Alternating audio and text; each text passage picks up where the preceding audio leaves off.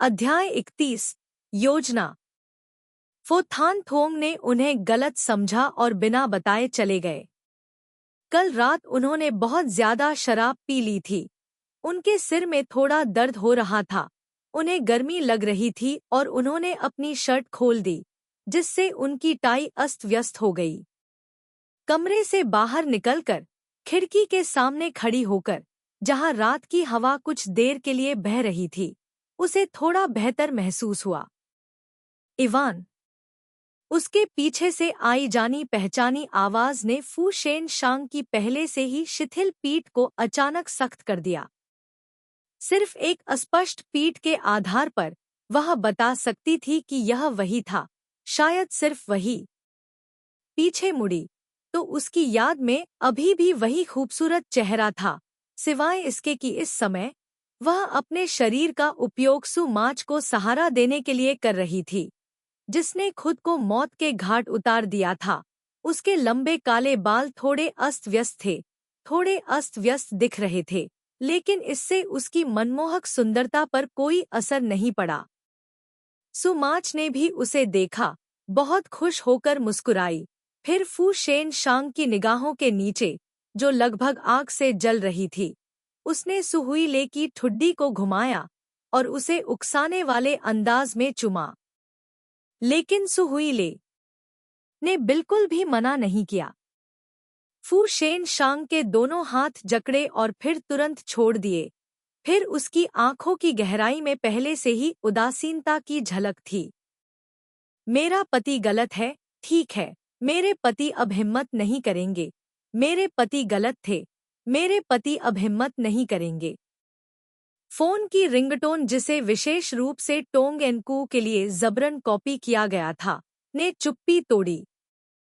हर बार जब रिंगटोन बजती थी जो दयनीय रूप से अपनी गलती स्वीकार करती थी, तो यह हमेशा फो थान थुओंग को तरोताजा महसूस कराती थी।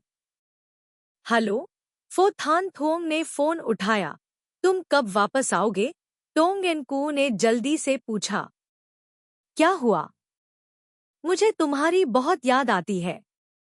क्या तुम्हें मेरी याद आती है या तुम देर रात नाश्ता करना चाहते हो? फो थान थोंग ने अपने होठों को थोड़ा सा सिकोड़ा, यहाँ तक कि उसे खुद भी इसका एहसास नहीं हुआ। लेकिन जब उसने यह देखा तो टो होई ले का चेहरा पीला पड़ गया। हर रात जब वह घर लौटता तो वह ढेर सारा स्वादिष्ट खाना लाता। अगर वह अच्छा प्रदर्शन करती तो वह उसका इलाज करता, अगर वह खराब प्रदर्शन करती तो उसे अकेले खाना खाते हुए देखना पड़ता। बेशक मुझे तुम्हारी याद आती है, टोंग एन कू ने दृढ़ता से कहा। सच बताऊं, मुझे तुम्हारी याद आती है और मैं भी देर रात का नाश्ता करना चाहता हूँ। सच बताऊं? देर रात का नाश्ता? फो थान थोंग हंसा। यह खत्म हो गया है, मैं थोड़ी देर में वापस आ जाऊंगा। कितनी देर होती है? सोंग एन जू ने लंबी आवाज में पूछा। थोड़ा हैरान था कि वह आज रात चिपकी हुई लग रही थी, शायद इसलिए कि वह बहुत भूखी थी। फू शेन शांग ने ज्यादा नहीं सोचा। 20। दूसरी तरफ सुमो उसे उत्तेजित करने के लिए अंतरंग अभिनय कर रही थी, लेकिन फू शेन शांग किसी अजनबी को देख रहा था, केवल फोन पर बात करने पर ध्यान दे रहा था। उसकी आंखें सीधे उनसे परे देख रही थी। सुमो ने मजाक में हंसते हुए कहा, देखा, यह वह आदमी है जिसे मैं प्यार करती हूँ। होई ले ने अपने होंठ काटे और कुछ नहीं कहा। दिल टूट गया, लेकिन उसे खोने का दुख उसे बिल्कुल भी नहीं था। मैंने सुना है कि तुमसे रिश्ता तोड़ने के ठीक बाद तुम उस नवविवाहित के साथ पहले से ही खुश हो। अभी अभी फोन आया, अब और मत बोलो। होई ले ने नियंत्रण खो दिया और उसे बीच में ही रोक दिया। मैं बस उम्मीद करता हूँ कि तुम सच देखोगे। तो क्या हुआ अगर तुम इसे स्पष्ट रूप से देखोगे? भले ही वह मुझसे प्यार न करे, मैं तुमसे प्यार नहीं करूंगी। सुमो की आंखें द्वेष से भरी हुई थी। इतने दिनों की कोशिश के बाद आज रात सोंग एन जू ने आखिरकार पहला शॉट फायर करने की तैयारी की। उसके हाथ के पास मूंग बीन सूप का एक कटोरा था। वह अपना होमवर्क लिखने में अपना सिर छिपा रही थी। वास्तव में उसके विचार यहाँ बिल्कुल नहीं थे, लेकिन वह चुपके से अपनी कलाई घड़ी पर समय पर ध्यान दे रही थी। 20 इंच। फू शेन शांग हमेशा समय का बहुत पाबंद था। 15 मिनट बाद सोंग एन जू ने बहुत ही कुशलता से नाटक किया कि उसने गलती से अपना हाथ उठाया और मूंग बीन सूप का कटोरा गिरा दिया। मूंग बीन सूप का पूरा कटोरा शिन की स्कर्ट पर गिर गया। शिन चौंक गई और घबरा गई। उसने एक नरम रोना शुरू कर दिया। सोंग एन जू माफी मांगता रहा और फिर उसे बाथरूम में धकेल दिया। झूठ बोला कि वह उसे धोने के लिए कपड़े ढूंढ लेगा।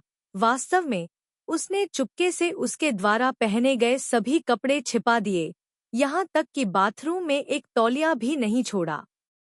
इन चीजों को खत्म करने के बाद सोंग एन जियू ने शेन हुआना से उधार लिया हुआ high and single lens reflex camera उठाया, पावर स्विच चालू किया और छिप गई। निश्चित रूप से कुछ ही देर बाद उसने एक कार के इंजन की आवाज सुनी, उसके बाद कदमों की आवाज जो करीब आती जा रही थी। फू शेन शांग को पहले कभी चाबी रखने की आदत नहीं थी, और फिर उसने दरवाजे की घंटी बजाई। उसने वहां न होने का नाटक किया और दरवाजा नहीं खोला। शिन जानती थी कि इस समय दरवाजे की घंटी बजाने वाला व्यक्ति फू शेन शांग ही होगा। अगर वह उसे बहकाना चाहती थी तो यह जीवन में एक बार मिलने वाला मौका था। इसलिए भले ही उसके पास पहनने के लिए कोई कपड़े न हों, फिर भी वह दरवाजा खोलने के लिए अपनी रणनीति का उपयोग करेगी। उसके बाद वह मुश्किल में पड़ जाएगी। अध्याय 32। आप मरना जरूर। फिर सच्चाई ने साबित कर दिया कि सोंग एन जियू ने जो योजना बनाई थी और अपने दिमाग की सारी कोशिकाओं का इस्तेमाल किया था, वह वास्तव में व्यर्थ नहीं थी। शिन ने वास्तव में स्क्रिप्ट का पालन किया। दरवाजे के बाहर शिन की धीमी आवाज आई। यह बहुत स्पष्ट नहीं थी। शायद मुझे तुम पसंद हो जैसा कुछ था, लेकिन इसके विपरीत। उसने फू शेन शांग की आवाज बिल्कुल नहीं सुनी। फिर कपड़ों के एक दूसरे से रगड़ने की सरसराहट की आवाज उसके कानों तक पहुंची। फिर कपड़े उतार कर जमीन पर फेंके जाने की आवाज। दांतों और होठों के आपस में उलझने की आवाज के बाद पानी के स्थिर होने की आवाज थी। 2 लोगों के सोफे पर भारी रूप से गिरने की आवाज। हुम्फ हुम्फ। वास्तव में इस दुनिया में ऐसा कोई आदमी नहीं है जो धोखा न देता हो। और तो और उसके दरवाजे पर एक औरत पहुंचाई गई, और यह औरत बदसूरत भी नहीं थी। योजना इतनी आसानी से चली कि इससे ज्यादा आसानी से नहीं हो सकती थी, लेकिन सोंग एन जियू को समझ में नहीं आया कि वह असहज क्यों महसूस कर रही थी। सफलता के बाद उत्साह की तो बात ही छोड़िए। एक दूसरे से उलझे हुए पुरुषों और महिलाओं की अस्पष्ट आवाजें स्पष्ट और स्पष्ट होती जा रही थी। हालांकि रोशनी नहीं थी, पर्दे नहीं खींचे गए थे, लेकिन बाहर के कमरे में तेल का दीपक चमक रहा था, जो एक दूसरे से उलझे हुए पुरुष और महिला की छवि को स्पष्ट रूप से दिखा रहा था। सोंग एन जियू का चेहरा लाल हो गया और उसके कान गर्म हो गए, जैसे किसी ने उसके कान पर मशाल गिरा दी हो। बस यह सोचकर कि उसने उसके साथ कैसा व्यवहार किया था, उसके दिल में और भी कांटा चुभने लगा। सोंग एन जियू थोड़ा शांत हुई और सावधानी से लाइट स्विच को टटोला। पलक झपकते ही जब उस कमीने फू शेन शांग की जिपर की बेशर्म आवाज सुनाई दी, तो उसने अचानक लाइट स्विच खींच लिया और घर की लाइटें अचानक जल उठीं। सोंग एन जियू ने जल्दी से सबसे ऊंचे कोण पर भागा और तस्वीरें लेने लगा। Crackle crackle. आह! इस अप्रत्याशित घटना से नगाई हिन्हा डर गया और जोर से चिल्लाया। हम्फ। उस आदमी को असहाय बनाने की हद तक डरना सबसे अच्छा है। टोंगएनकू ने सोफे पर नंगी पीठ को घूर कर देखा। हालांकि 1 सेकंड बाद टोंगएनकू ने अचानक अपनी आंखें चौड़ी करके उस आदमी को देखा जो आलस से अपने बालों को रगड़ रहा था और अपना सिर पीछे की ओर घुमा रहा था। उसका चेहरा बिल्कुल फो थान थोंग जैसा लग रहा था। क्यों यह तुम हो? सोंग अंजू दंग रह गई। क्या यह वही आदमी नहीं था जो पिछली बार फू शेनशांग को शराब पीने के लिए घर पर आमंत्रित करने आया था? फू हुआशांग ने अपने होश में आते हुए उसे देखा, फिर अपने शरीर के नीचे की महिला को देखा। आखिरकार उसकी नज़र उस पर रुक गई। होश, वह उठा और जिपर को ऊपर खींच लिया। क्यों? क्या हुआ? यह तुम क्यों नहीं हो? उसी समय दरवाजा खुलने की आवाज आई। मूल रूप से मुख्य पात्र फू शेनशांग के हाथ में एक कोट लटका हुआ था और उसके हाथ में चाबियों का एक गुच्छा था। वह शांति से अंदर चला गया। फू शेनशांग ने भौहें सिकोड़ी और कमरे की स्थिति पर नजर डाली। ऐशिन अपने घुटनों को गले लगा रही थी और सोफे पर छिपते हुए कांप रही थी। फू हुआशांग नशे में था और नंगे बदन था। सोंग अंजू के चेहरे पर एक भाव था और उसके हाथ में एक कैमरा था। अभी कुछ ही दूर पर उसने अचानक अपने घर की सभी लाइटें बुझती हुई देखीं। फिर वे एक चीख के साथ फिर से जल उठीं। उसका दिल सदमे और अनिश्चितता से भर गया, इसलिए उसने देर न करते हुए खुद ही दरवाजा खोल दिया।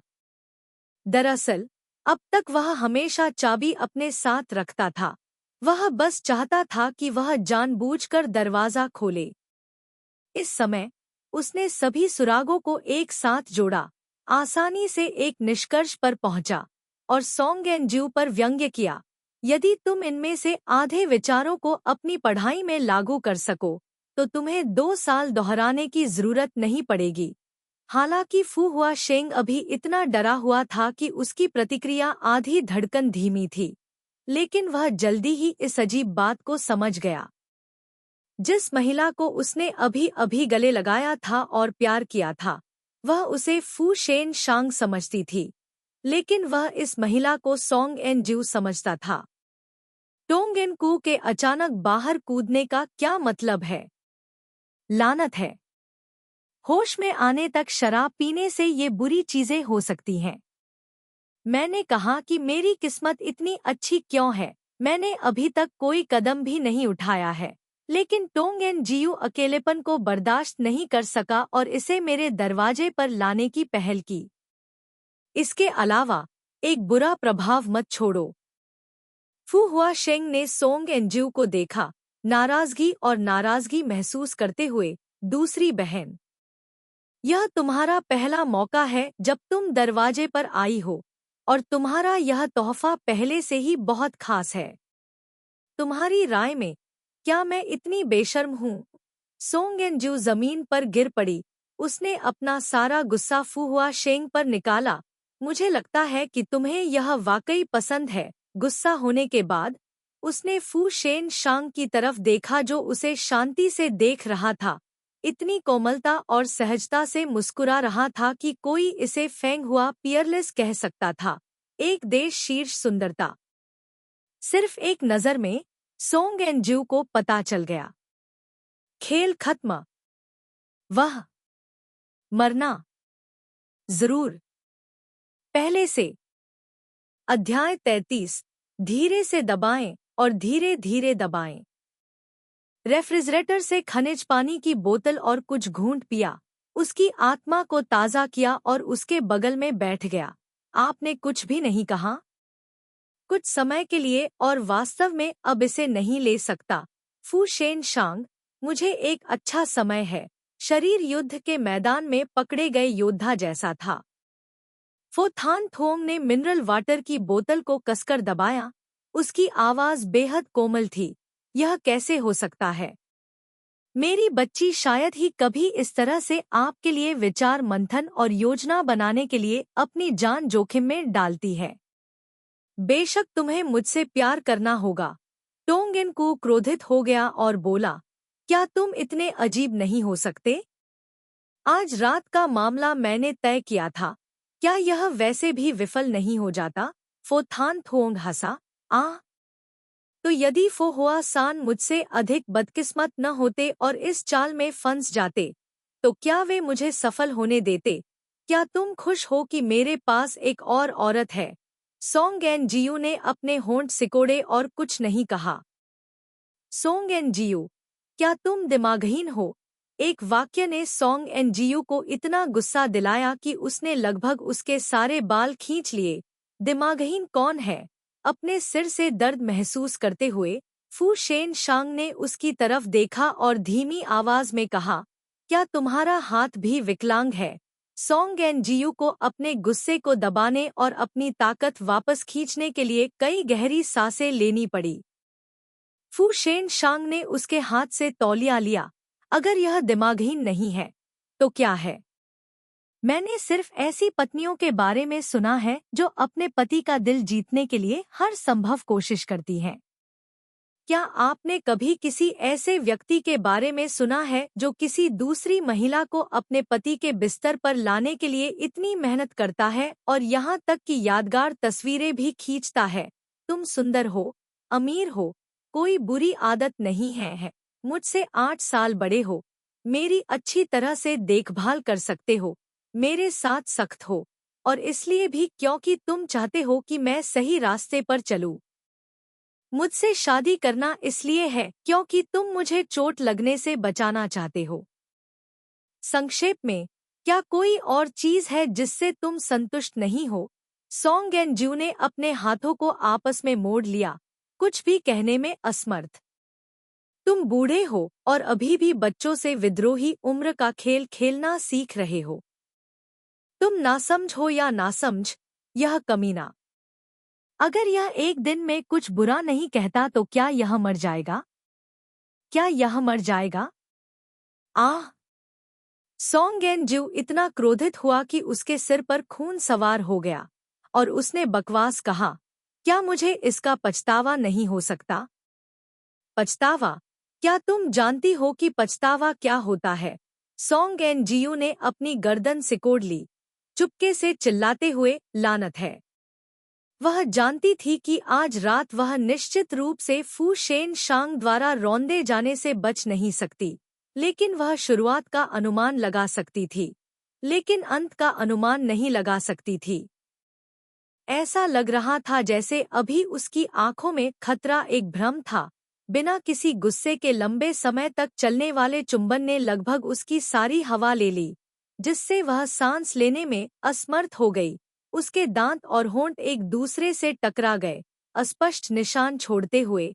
फू शेन शांग हमेशा सीधा और कभी-कभी थोड़ा हिंसक भी होता था, लेकिन इस समय वह धीरे से करीब आ रहा था और धीरे-धीरे सहला रहा था। वह कभी इतना कोमल नहीं था। सोंग एन जियू के पास विरोध करने की लगभग कोई ताकत नहीं थी और उसने आत्मसमर्पण कर दिया। उसके कपड़े उतार दिए गए थे, लेकिन उसके कपड़े अभी भी साफ थे। फू शेन शांग ने उसकी चकित आंखों को देखा और थोड़ा मुस्कुराया। उसे चरम पर चिढ़ाने के बाद वह खड़ा हुआ और बिना किसी हिचकिचाहट के अपना कॉलर ठीक किया। उसे फिर से चिढ़ाया। पूरा व्यक्ति जल रहा था। फिर वह बिना कुछ किए घर से निकल गया और बस कार में बैठ गया।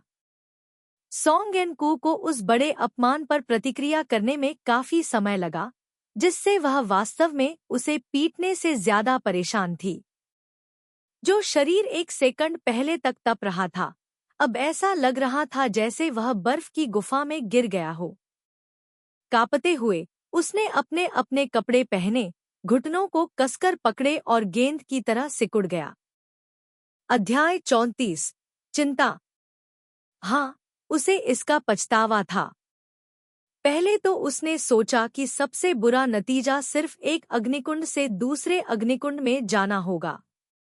उसे खुद भी नहीं पता था कि वह क्या सोच रही थी। खुशी इतनी अचानक आई कि उसका पूरा शरीर एक खिंचे हुए धनुष की तरह महसूस होने लगा, जिससे वह पहले से भी ज्यादा डर गई। यदि कोई व्यक्ति जो ठंड के मौसम में सड़क पर भीख मांगता था, उसे अचानक एक दिन कोई व्यक्ति अच्छे भोजन और कपड़े देने के बहाने से घर ले आए, और उसे अपने दिल में एक खजाने की तरह रखे, तो क्या वह व्यक्ति खाने या सोने में सक्षम होगा? उस व्यक्ति को बस यही लगेगा कि वह उसे मोटा करना चाहता है और फिर उसके शरीर को किसी तरह के विकृत प्रयोग के लिए ले जाना चाहता है। खतरे की ऐसी अनजान भावना का सामना करते हुए उसका मूड इतना बेचैन था कि वह पागल होने वाली थी, लेकिन वह किसी को नहीं बता सकती थी। उसे और भी ज्यादा डर इस बात से लगा कि वह नियंत्रण खोने वाली थी। उसका दिल धीरे धीरे इस खतरनाक लेकिन गर्म जगह में डूब रहा था और ज्यादा बेकाबू होता जा रहा था और ज्यादा चिंतित होता जा रहा था। केवल भगवान ही जानता था कि उसे अपने अध्ययन जीवन के लिए उसकी सावधानीपूर्वक व्यवस्था कितनी पसंद थी। उसे जिस तरह से वह उसे अध्ययन करने के लिए मजबूर करने के लिए शातिर शब्द कहता था, वह कितना पसंद था। भले ही वह उसके तिरस्कार के कठोर शब्द थे, फिर भी उसे यह बहुत पसंद था। वह यह चाहती थी, लेकिन इसे स्वीकार करने की हिम्मत नहीं कर पाई। डर था कि वह चला जाएगा, फिर भी वह उसे दूर धकेलना चाहता था। फो थान थोंग उथल-पुथल में था, 3 दिनों तक घर नहीं लौटा। अभी उसे खुश और आराम से रहना चाहिए। पागल और अराजक वो थिएन। इस छोटी लड़की ने वास्तव में उसके आत्मविश्वास को बुरी तरह से नुकसान पहुंचाया। 5 साल, क्या वह वास्तव में और 5 साल सहन कर सकता था? पहली बार फू शेन शांग के पास कुछ ऐसा था जिसकी पुष्टि वह नहीं कर सकता था। उसके दिमाग में सुमो की छवि सुहुईले को उत्तेजित रूप से चूमते हुए, लगभग नियंत्रण खोते हुए और पानी के कप को कुचलते हुए फिर से दिखाई दी। बहुत जल्दी वह छवि सोंग एंजू में बदल गई, जो अपने नुकीले दांतों को दिखाते हुए और अपने पंजे लहराते हुए ऊपर नीचे कूदते हुए दिखाई दिया। उसकी थकी हुई पलकें लंबे समय से कसकर बंधी हुई थीं, आराम करने में असमर्थ थी। जब जू डोंग ने दरवाजा खटखटाया और अंदर आया, तो उसने अपने बॉस के चेहरे पर रोते और हंसते हुए भाव देखे। उसे नहीं पता था कि क्या करना है। इस महीने में उसने कई बार ऐसा भाव देखा था। फू शेन शांग का अनुसरण करने के इन वर्षों में वह जानता था कि वह हमेशा एक ऐसा व्यक्ति रहा है जो कोई बाहरी भाव नहीं दिखाता है, चाहे वह कितना भी उत्तेजक क्यों न हो। जब वह उसके पास आया, तो एकमात्र प्रतिक्रिया वही ठंडी उदासीनता थी जो हजारों सालों से कभी नहीं बदली थी। यहाँ तक कि अगर एक कप पानी को एक बड़ी चट्टान में फेंक दिया जाए, तो पानी की एक भी बूंद नहीं छलकेगी।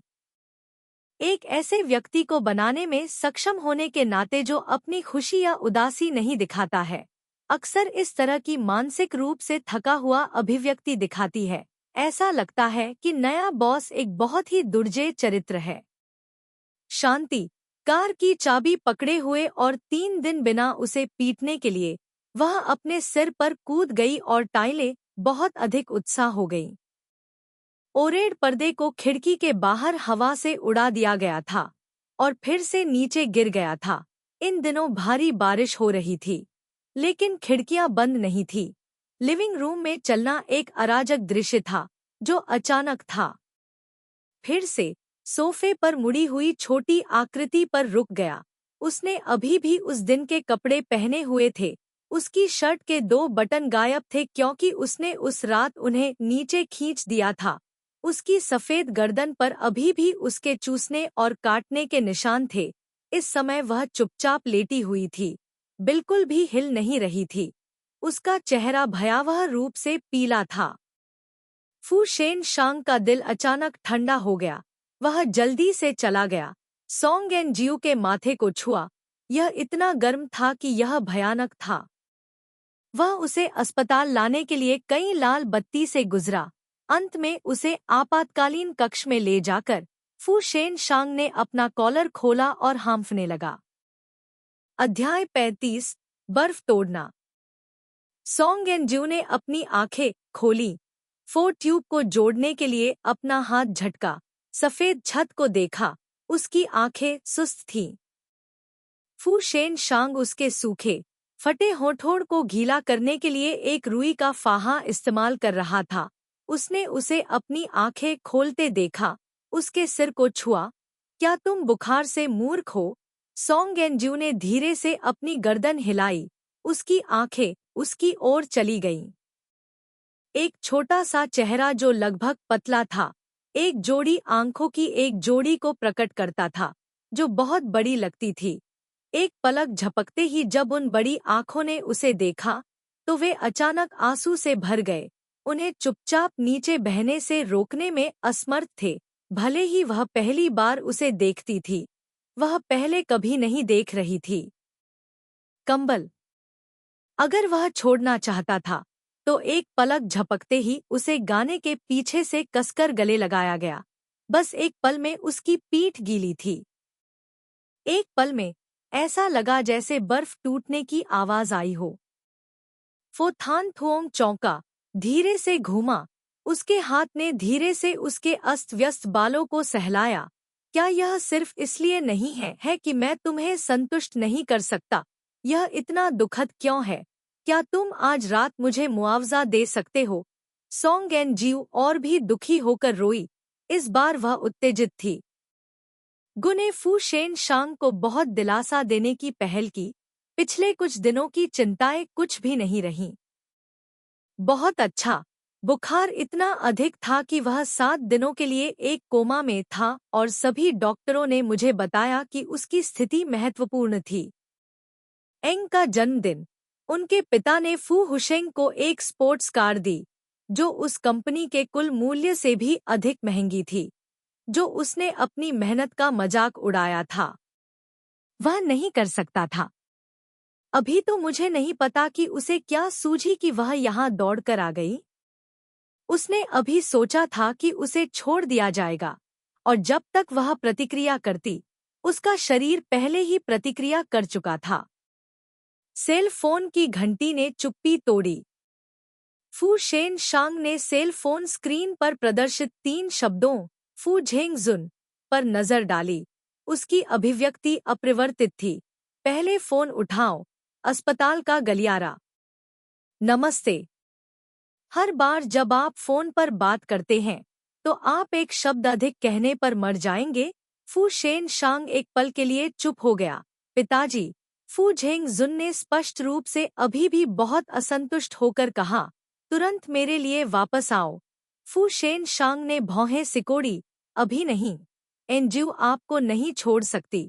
उसके पिता को यह सुनते ही गुस्सा आ गया। तुम्हारे पास अभी भी एनज्यू के बारे में बात करने की हिम्मत है? मुझे बताओ कि तुमने आखिरकार उसके साथ क्या किया।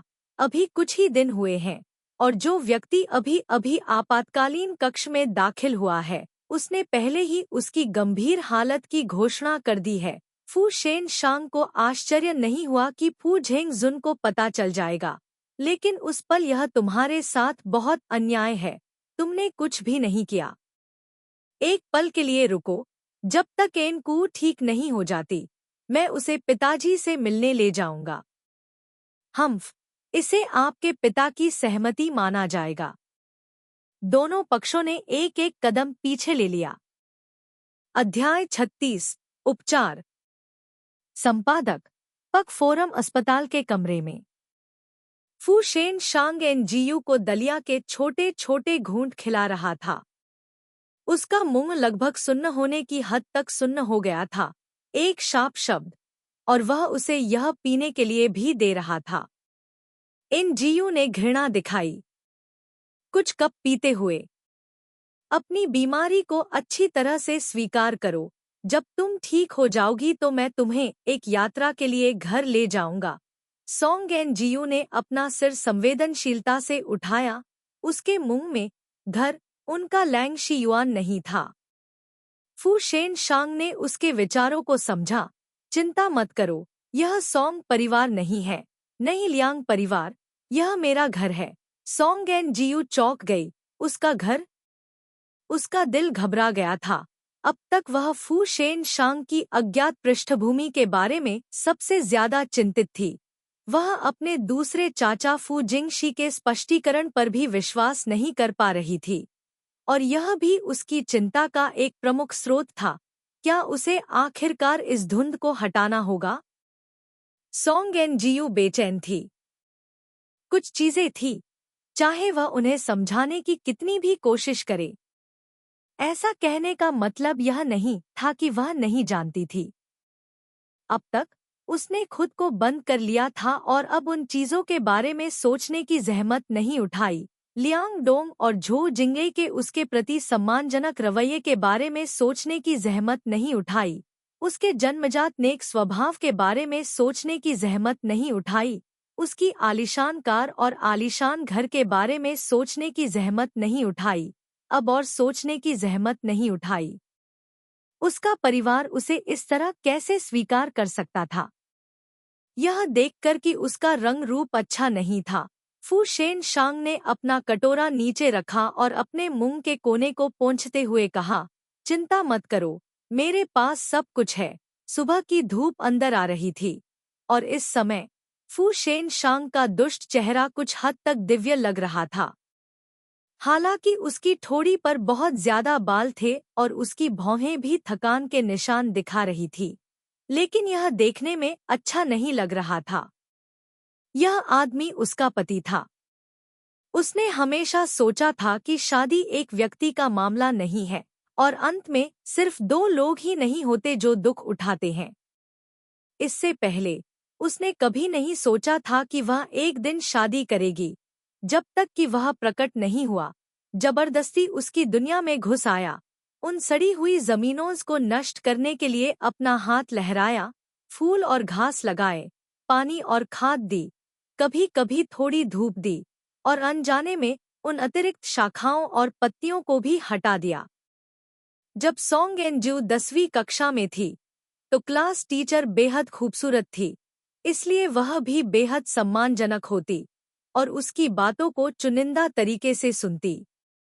जब से क्लास टीचर ने जल्दी प्यार को रोकने के लिए उन्हें एक वाक्य सुनने दिया जो उनकी माँ ने एक बार कहा था, इस दुनिया में कांटों के बिना एकमात्र गुलाब माता पिता का प्यार है, उसने शिक्षक को फिर कभी बेकार शब्द कहते नहीं सुना। भले ही उसके जैविक माता पिता उसे इस दुनिया में लाए हों, वे इतने हृदयहीन हो सकते हैं, अजनबी उसके लिए एक दुनिया बनाने के लिए एक दूसरे से मिलते हैं। यह कितने दिनों तक चल सकता है? कोई उम्मीद नहीं थी, नहीं कोई चिंता थी। अगर यह पहले वाला सोंग एन जू होता तो वह निश्चित रूप से महिलाओं की तरह इतना लंबा चौड़ा नहीं बोलता। सोंग एन जू के हाव भाव लगातार बदलते रहे। जब वह उठा, जब उसने प्रतिक्रिया दी, तो फू शेन शांग पहले से ही बुरे इरादे से झुक चुका था। सोंग एन जू के दिमाग में मौजूद गंदे विचार तुरंत बिना किसी निशान के भाग गए। मैं एक मरीज हूँ। ऐसा क्यों है कि हर बार जब यह व्यक्ति कोई हरकत करता है तो कोई चेतावनी नहीं होती? इसके अलावा यह एक दुखी मरीज है। व्यायाम आपके मूड और समग्र स्वास्थ्य के लिए अच्छा है। फो थान थोंग गंभीर था और उसका तर्क भी उचित था। यह एक अस्पताल है। इसके अलावा यह दिन का समय है, इसलिए मैं आपकी बीमारी का इलाज कर रहा हूँ। पसीना आना अच्छा है, यह किसी भी दवा से अधिक प्रभावी होने की गारंटी है। महिलाओं के साथ व्यवहार करते समय, विशेष रूप से उन महिलाओं के साथ जो बहुत अधिक सोचती हैं, मुझे 10,000 बार आई लव यू कहना बेकार है। सबसे सीधा तरीका अपेक्षाकृत प्रभावी है। मैं नहीं है चाहिए। अच्छा बनो, बस इंजेक्शन लगवा लो। इस वाक्य के पीछे छिपे गहरे अर्थ को समझते हुए सोंग एन जू तुरंत जल उठी। तुम विकृत हो। जब फू शेन शांग ने कंडोम निकाला तो सोंग एन जू पूरी तरह से पागल हो गई। यह व्यक्ति वास्तव में इस चीज को अपने साथ ले गया था। तथाकथित आदमी, अपने कपड़े उतारना एक जानवर है, कपड़े पहनना जानवर की टोपी पहनने जैसा है। अध्याय 37 अपहरण। संपादक पक फोरम हंग ने जमकर पसीना बहाया, स्नान किया, सो गया, फिर से उठा और वास्तव में थोड़ा बेहतर महसूस किया। उसके दिमाग में अब पानी को अवशोषित करने वाले स्पंज या कुछ और की तरह भारीपन महसूस नहीं हुआ। केवल उसका शरीर अभी भी सुस्त और बिना किसी ताकत के था। फू शेन शांग के पूरी तरह से अनुचित स्वभाव को देखते हुए ऐसी ही स्थिति को फिर से होने से बचाने के लिए सोंग एन जियू ने अस्पताल से छुट्टी देने का जोरदार अनुरोध किया। अभी जब नर्स बिस्तर की चादरें साफ करने आई तो वह वास्तव में शर्मिंदा थी। वह कमीना खीरे की तरह शांत था, पूरी तरह से बिना किसी शर्म के, जैसा कि एक चाचा से उम्मीद की जाती थी जिसने अनगिनत लोगों को देखा था। अनगिनत लोगों को देखें, केवल बहुत से लोगों से मिले थे, कई लोगों से दोस्ती की थी। समृद्ध सामाजिक अनुभव था, लोगों को आंकने में बहुत अच्छा था, अच्छे इरादों के साथ। इस समय फू शेन शांग पहले से ही डिस्चार्ज प्रक्रियाओं को पूरा करने के लिए चला गया था।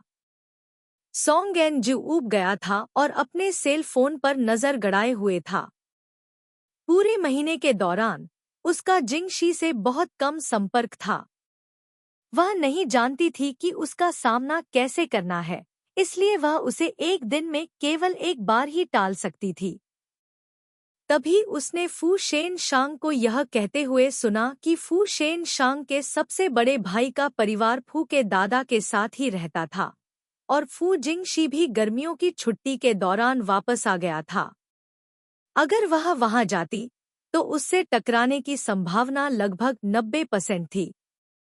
यह सोचकर सोंग एन जियू और भी परेशान हो गया। बिस्तर के सिरहाने पर रखे सेल फोन की घंटियां बजने लगी। सोंग एन जियू ने स्क्रीन पर 3 शब्द सोंग जिंग गो देखे और उसका मूड और भी खराब हो गया। सोंग एन जियू ने तब तक जवाब नहीं दिया जब तक सेल फोन चौथी बार वाइब्रेट नहीं हुआ। कनेक्ट बटन दबाने पर जो आवाज सुनाई दी वह सोंग जिंग गो की नहीं थी, लेकिन यह सोंग जिंग गो की आवाज से भी ज्यादा घिनौनी थी।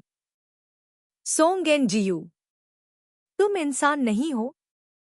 कोई भी गुस्सा मुझ पर लक्षित है। अनबिन्ह अभी भी बहुत छोटा है, वह कुछ भी नहीं जानता। आप ऐसा कैसे कर सकते हैं? अनबिन्ह, मुझे वापस दे दो। फोन से फैंगरू की पागल आवाज आई। सोंग एन जियू ने धीरे से फोन हटा दिया और पूछा, अनबिन्ह कैसी है? तुम अभी भी दिखावा कर रहे हो। इन बिन्ह वैसे भी तुम्हें बहन कहती है। तुम इतनी क्रूर कैसे हो सकती हो? मुझे समझ नहीं आ रहा तुम क्या कह रही हो। टोंग इन कू ने भौहें सिकोड़ी। तुम्हें पैसे चाहिए, है न? यह कहना। आपको कितना चाहिए? सोंग एन जियू की कनपटी दर्द से फड़क उठी।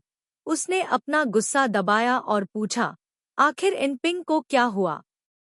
जिंगो, मैंने तुमसे पहले भी कहा था, वह बस मुझे तकलीफ पहुंचाना चाहता था। मुझे नहीं पता कि इन पिंग को अभी कैसे प्रताड़ित किया जा रहा है। अगर उसके साथ कुछ बुरा हुआ तो मैं जी नहीं पाऊंगा। आप अभी भी कपड़े बदलने नामक उस घृणित चीज के बारे में बात कर रहे हैं। फोंगनू के बदसूरत अपमान और रोना धीरे धीरे गायब हो गया।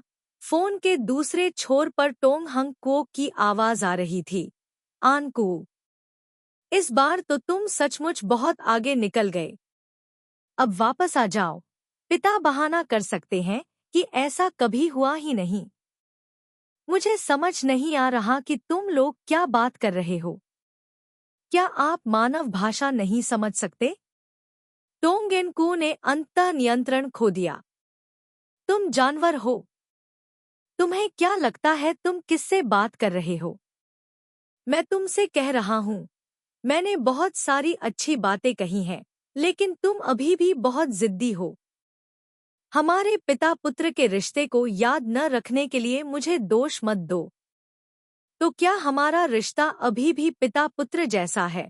टोंग एन कू ने ठहाका लगाते हुए हंसा। दूसरी तरफ से फोंग नुह की नाराजगी भरी आवाज आई, हंग कोक, तुम अभी भी उसके साथ बकवास क्यों कर रहे हो? घर की चाबी केवल उसके पास है। यहाँ तक कि नानी ने भी कहा कि उसने उसे अंदर जाते देखा था। यह तो अपहरण है। मैं पुलिस को बुलाना चाहता हूँ। अब मुझे पुलिस को फोन करना है। फोन के दूसरे छोर ने उसके माथे को असहज कर दिया। वह अब इसे सहन नहीं कर सकती थी। बीप ने फोन किया था। एक जीव का चेहरा अभी भी बह गया था और उसके जाने से पहले वह अच्छी आत्माओं में था, लेकिन अब वह एक मुरझाया हुआ फूल था जिसमें उसके पोषक तत्वों को देखा गया था। अध्याय 38 किसी की तलाश में। संपादक पकले क्यूई डॉन फोरम फो थान थुओंग की तर्जनी उंगली उसकी ठोड़ी को सहारा देने के लिए थोड़ी मुड़ी, विचारपूर्वक बोला, तो उसे संदेह है कि तुमने यह किया है। टोंग एन कू ने अपना सिर हिलाया। संदेह नहीं, बल्कि पुष्टि करता हूँ। उसे एक अजनबी आदमी ने पूरे 1 महीने तक अपने साथ रखा, लेकिन उसका एक भी फोन नहीं आया। एक बार जब उसने उसे खोजा तो उसके सिर पर एक चैम्बर पॉट रख दिया। तो अब तुम कहाँ जा रहे हो? इन बिन्ह को खोजने के लिए। सोंग एन जियो के चेहरे पर चिंता झलक रही थी। उसने खुद से कहा, अगर वास्तव में मैंने ही उसका अपहरण किया है तो यह अच्छा होगा। तुम्हारा शरीर अभी ठीक नहीं है। तुम्हें इधर उधर नहीं भागना चाहिए। फू शेन शांग ने सोचा कि उसके और उसके सौतेले भाई के बीच संबंध शायद बहुत अच्छे नहीं थे। भले ही उसे किसी को मुसीबत में देखना अच्छा न लगे, लेकिन वह निश्चित रूप से हस्तक्षेप नहीं करेगी। उसे उम्मीद नहीं थी कि वह वास्तव में किसी को खोजने में मदद करना चाहेगी। नहीं, एनपिंग केवल 4 साल का है। अगर मैं नहीं होती तो उसे किसी तरह के खतरे का सामना करना पड़ सकता था। सोंग एन ज्यू ने जिद की। अंत में फुथान थोंग ने समझौता किया, कार चलाई और उसे अपने साथ लेकर एक के बाद एक जगह की तलाश शुरू की। पहाड़ के पीछे छोटे जंगल से जहां सोंग परिवार रहता था, मूर्तिकला पार्क के प्रवेश द्वार पर चीनी कैंडी बेचने वाली बूढ़ी महिला तक, खेल के मैदान के हिंडोले से लेकर किंडरगार्टन के फिसलपट्टी तक। वह एक छोटा लड़का था। अगर वह अकेला खो जाता तो निश्चित रूप से घर के पास ही होता। डरो मत। इसलिए फू शेन शांग ने खोज क्षेत्र का विस्तार किया। सोंग एन ज्यू ने सड़कों और गलियों के हर कोने की खोज पर ध्यान केंद्रित किया, जब तक कि उसकी आंखें चक्कर नहीं खाने लगी। शाम की रोशनी फीकी थी और धीरे धीरे स्ट्रीट लाइट चालू हो गई। फू शेन शांग ने कार की खिड़की के सहारे झुके सोंग एन ज्यू पर नजर डाली। उसका चेहरा स्पष्ट रूप से थका हुआ था, लेकिन आराम करने को तैयार नहीं था। यह लगभग अंधेरा हो गया है। अगर हम इस तरह लक्ष्यहीन खोज करते रहे तो कोई रास्ता नहीं है कि हम कुछ भी पा सकें। उसके पास बोलने की भी ताकत नहीं थी। सोंग परिवार ने पुलिस को भी बुला लिया है। अब शायद हमारे लिए वापस जाना और समाचार की प्रतीक्षा करना बेहतर होगा।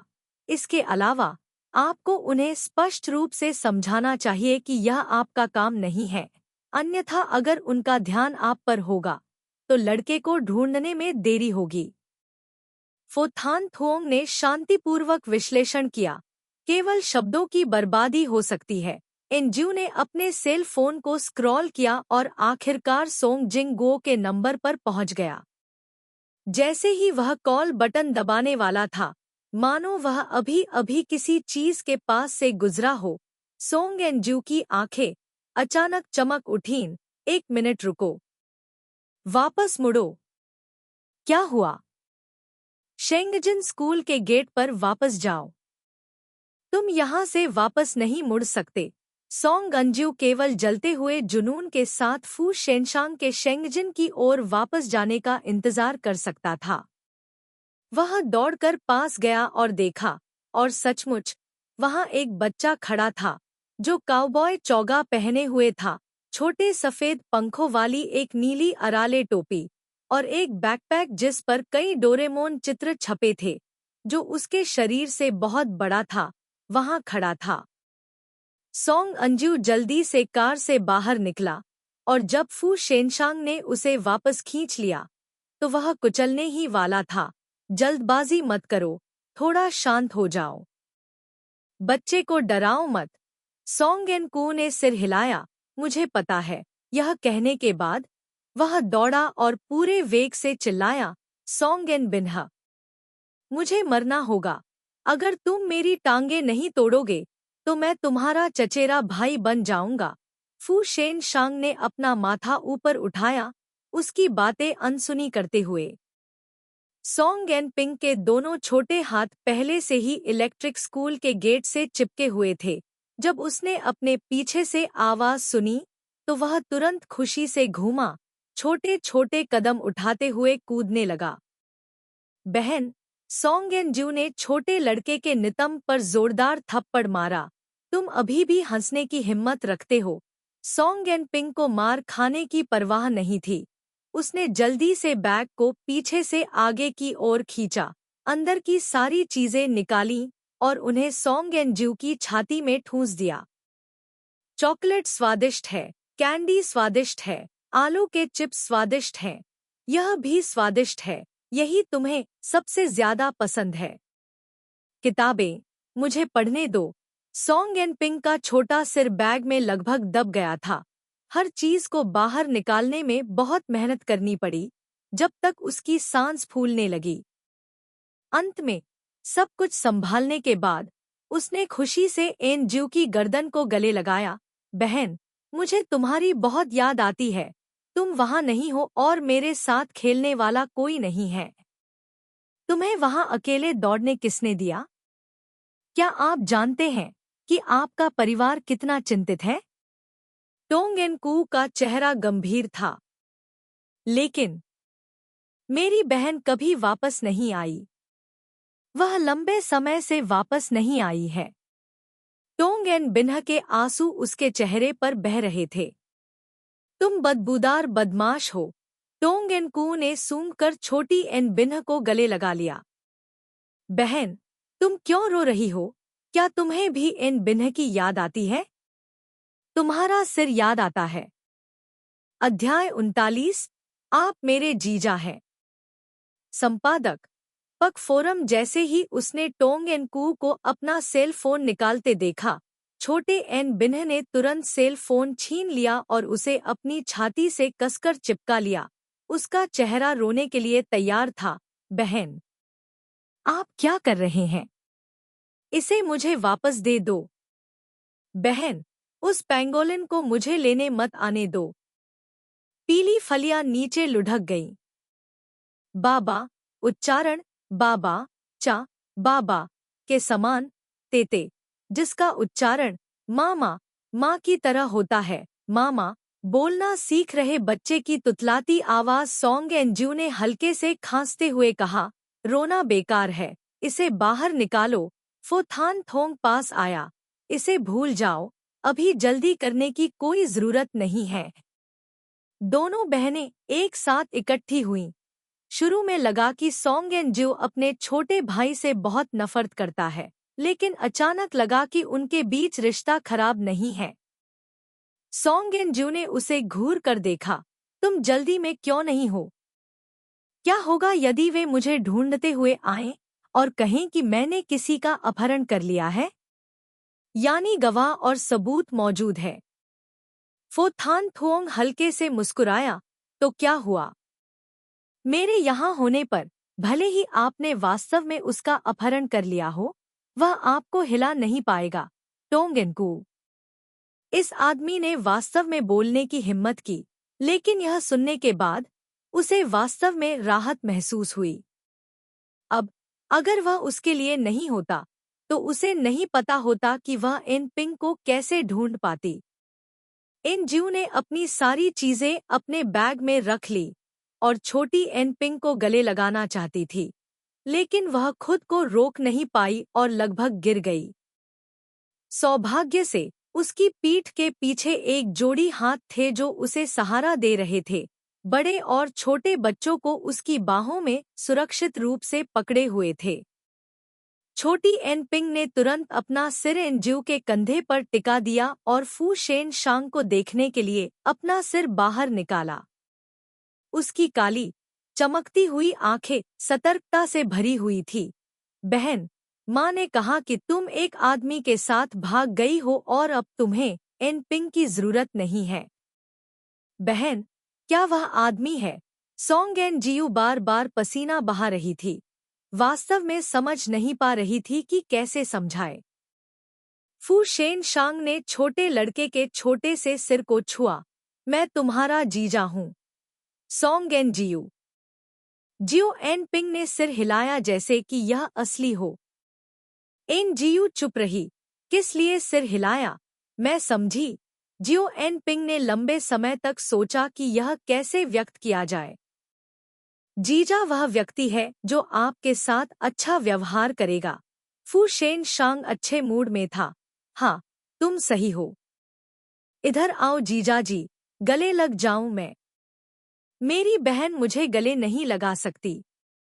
जीजाजी, गले लग जाइए। जियाओ एन पिंग ने अपनी बाहें फैला दी। इतनी जल्दी उसने अपनी तलवार गिरा दी और आत्मसमर्पण कर दिया। तुम्हारी ईमानदारी कहाँ है, तुम बदमाश? ईमानदारी, ईमानदार और शुद्ध इच्छा, ईमानदारी। फो थान थोंग ने लड़के का स्वागत किया और टोंग एन कू को अचानक बहुत राहत महसूस हुई। यह मोटा बदबूदार लड़का अभी भी कहता है कि वह उसे याद करता है, उसे कुछ पाउंड वजन बढ़ने की हद तक याद करता है। क्या जीजाजी आपके साथ अच्छा व्यवहार करेंगे? माँ ने कहा कि जिस आदमी ने तुम्हें धोखा दिया वह बुरा आदमी है। तुमने कहा। इन पिंग को अपने साथ खेलने मत दो। इतना कहने के बाद फिर से आंसू बहने लगे। ये दो अलग अलग अवधारणाएं हैं, जीजाजी का मतलब है। फू शेन शांग ने गंभीरता से समझाया। एनजू ने कुछ नहीं कहा और अपना बैग अपने पीछे ले गया।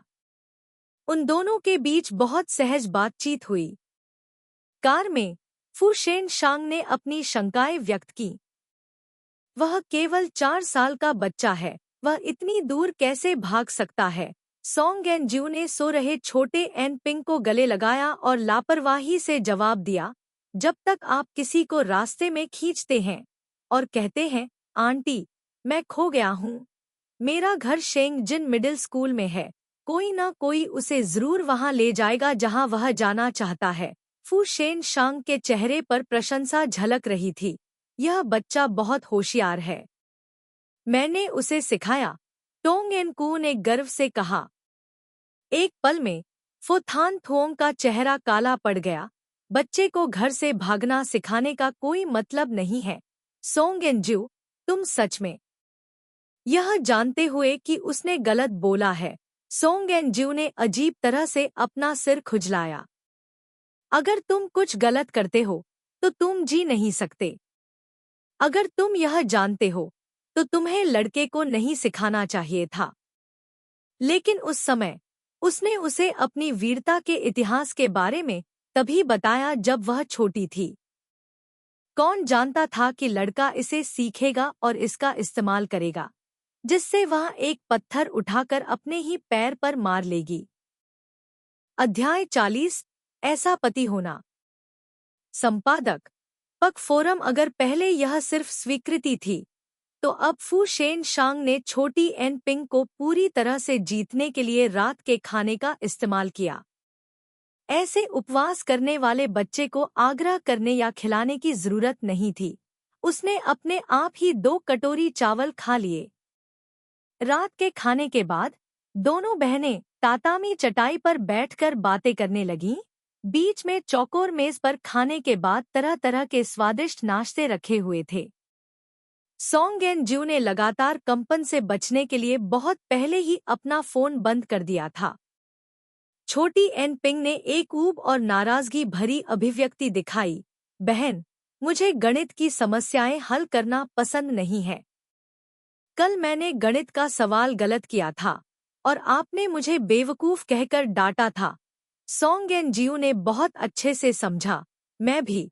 सबसे ज्यादा परेशान करने वाली चीजों में से एक गणित है।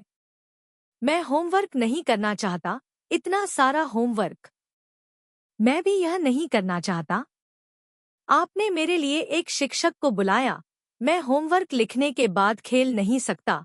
सोंग एन जियू ने बार बार सिर हिलाया और फू शेन शांग को घूर कर देखा। यह सही है, यह सही है। मैं भी। यह वास्तव में बहुत अमानवीय है। फू शेन शांग रसोई में बर्तन धो रहा था।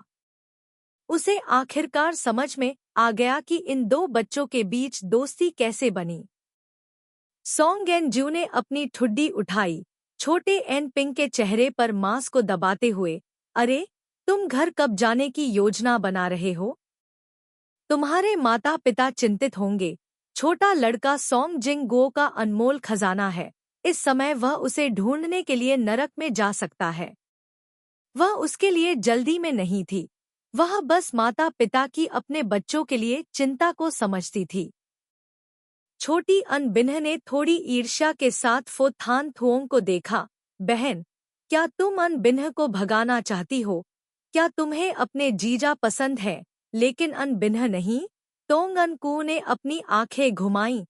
तुम्हें तो मैं भी पसंद नहीं हूँ। तुम जल्दी वापस आ जाओ, मुझे और परेशानी मत दो। मेरे पास आपके खेलने के लिए कुछ भी दिलचस्प नहीं है। जियो एन पिंग ने वाक्य का पहला भाग स्वीकार किया। तो क्या मैं आपके साथ क्वा जिया जिया खेल सकता हूँ? क्वा जिया जिया, बच्चों के लिए एक भूमिका निभाने वाला खेल। दोस्तों के समूह के साथ खेलें।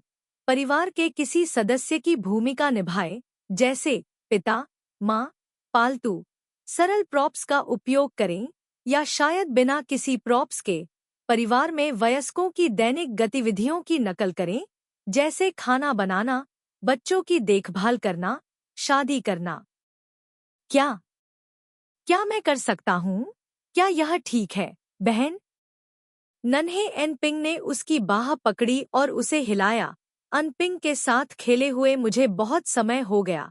छोटे लड़के की गीली आंखें प्रत्याशा से भरी हुई थी। यह घृणित बच्चा। सोंग एन जियू ने अपना चेहरा रगड़ा। हम कैसे खेलें? अनपिंग प्यारी है, मैं पेंगोलिन की भूमिका निभाऊंगी। बोलने के बाद उसकी छोटी उंगली फू शेन शांग की ओर इशारा करती है, जो 2 कप ताज़ा दूध लेकर चल रहा था। जीजा जी एक फूहड़ हैं। सोंग एन जियू के मुंह का कोना फड़क उठा। कोई भविष्य नहीं। तुम क्या खेल रहे हो? मैं कोई छोटी बच्ची नहीं हूँ।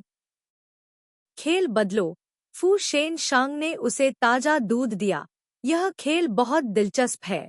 जियो एन पिंग को पुष्टि मिली और वह इतनी उत्साहित थी कि उसका छोटा चेहरा लाल हो गया। तुरंत एक स्थिति में प्रवेश कर गया। बाम बम को काम पर जाना है। फू शेन शांग काफी सहयोगी था, उसके छोटे सिर को छूते हुए। हाँ, अच्छा बच्चा, बाम बम को काम पर जाना है। जियो एन पिंग ने एनजीयू का हाथ खींचा। पैंट बाम, मुझे बाम बम को अलविदा चूमना है। हम्मा। हाँ हाँ हाँ हाँ हाँ, अलविदा चुमो। इस शरारती लड़के के लिए अलविदा कहना कितना थकाऊ है। जल्दी करो, जियो एन पिंग ने आग्रह किया।